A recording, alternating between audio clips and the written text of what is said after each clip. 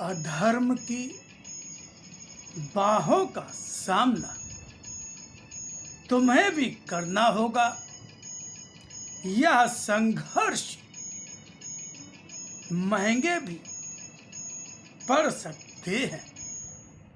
जीवन में ऐसे क्षण भी दे सकते हैं जो अत्यंत ही थकाने वाले हों और साहस छूटता सा लगे, किंतु यह हर कुछ उसी को होगा जो विचारों और संस्कारों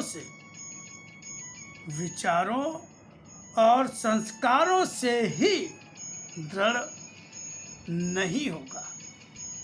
विचारों और संस्कारों की दृढ़ता जिसमें होगी वह स्वयं ही उस पर भारी पड़ जाएगा। अनंत चेतना के इस सागर में तुम्हें तुम्हारे जीवन की पतवार देने मैं स्वयं तुम्हारे साथ हूँ। चेतना का सागर जैसा ही तो है यह संसार तुम्हारे लिए। इसके बीच रहकर भी क्या कोई अशक्त रह सकता है? इसे भूल कर ही जब स्वयं को सब कुछ मानकर चलते हो तब कभी बढ़ पाते हो, कभी नहीं बढ़ पाते हो। मनुष्य के भ्रम ही उसका कष्ट है। सांसारिक भ्रमों में पड़कर ही मनुष्य को अनेकों रूपों में कष्ट भोगना पड़ता है।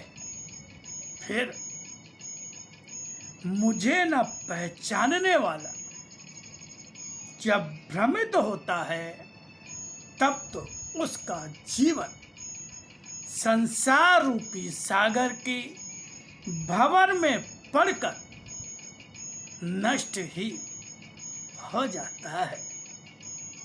सागर या नदी में कुछ एक या अनेक ही भंवर होती है, मगर संसार में तो जहाँ भी जो कुछ है वह भंवर और दलदल के अतिरिक्त कुछ है ही नहीं। इसलिए स्वयं को अगर इस भंवर या दलदल में से बचाना चाहते हो तो मुझे पकड़ो। देखो क्या जीवन इस भंवर में फंस पाता है।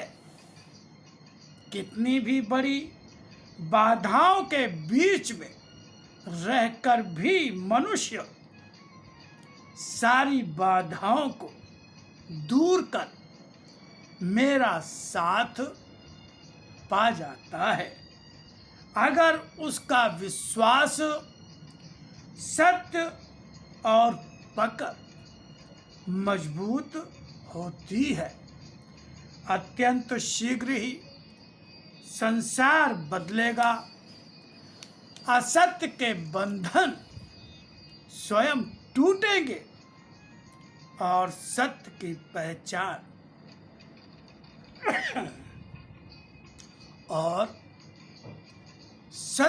पहचान स्वयं ही तुम्हें होगी, क्योंकि असत्य अधिक समय तक साथ नहीं देता। रात के अंधेरे में अनेकों स्थितियां बदली हुई लगती हैं और कभी कभी वे तुम्हें भयभीत भी कर देती हैं, मगर सूर्य के निकलने पर जब अंधकार दूर होता, प्रकाश आ जाता है, तुम्हें ही लगता है कि भय का तो कोई कारण था ही नहीं। मगर जब तक अंधेरा रहता है तब तक भ्रम का भय दूर नहीं हो पाता। जब भय दूर नहीं होता, चित्त में अशांति बनी ही रहती है। भय के जाते ही चित्त तनाव मुक्त हो जाता है। यहाँ पर देखा तुमने कि वस्तु और स्थिति की सही पहचान ना होना ही मनुष्य के कष्ट का कारण है, जो असत्य है। सत्य ना तो भय का कारण है, ना कष्ट का। मन का असत्य तुम्हारा सत्य की पहचान होने नहीं देता। सत्य को जितना पहचानोगे, मन उतना ही स्थिर, निश्चिंत और निर्भय होगा। इसलिए सत्य को अधिक से अधिक जानो।